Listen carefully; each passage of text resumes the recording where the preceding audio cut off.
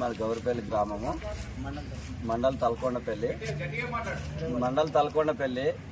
ఈ ట్రిపురాలు రోడ్డు వల్ల మా రైతులు, సన్నకారు రైతులు ఒక్క ఊరికి 100 మంది చొప్పున అనాథలు అవుతుండ్రు.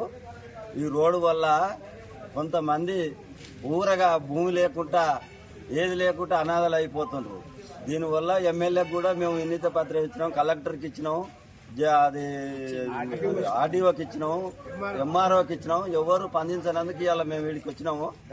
దీనివల్ల ఎంతో మంది యువకులు మొత్తం అనాథలు అవుతుండ్రు. ఆటోలు నడిపేటోళ్ళు వీళ్ళు హైదరాబాద్ ఆటోలు నడిపేటోళ్లకు పిరిబాసులు పెట్టి ఆటోలు నడపకుండా ఊర్లలోకి తోలిచ్చి ఊర్లలోకి వచ్చినాక 2-3 ఆవులు అవి ఉంటే కూడా బోర్లు వేస్తే ఇప్పుడు ఒక్క విలేజ్ లా 100 బోర్లు వెళ్తాయి.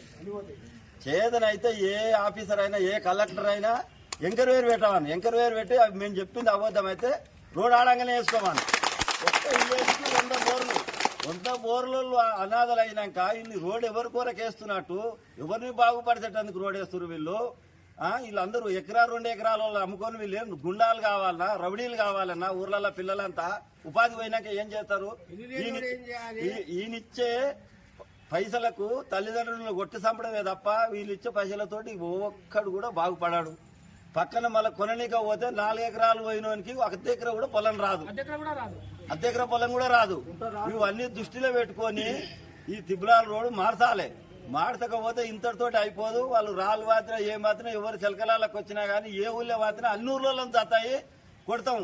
ఈ ఎమ్మెల్యే కూడా అసలు పట్టించుకుంటలేడు. ఎందుకు పట్టించుకుంటలేడు అంటే ఈయన నాకు తెలియదని మాట్లాడుతుండు.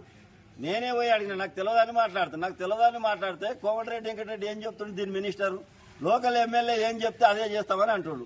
మరి లోకల్ ఎమ్మెల్యే ఇన్ని వేల మంది వద్దురని ఎంకరేజ్. మా భూములు గుంతకురా, పెద్దోళ్ళకు దోసిపెడు.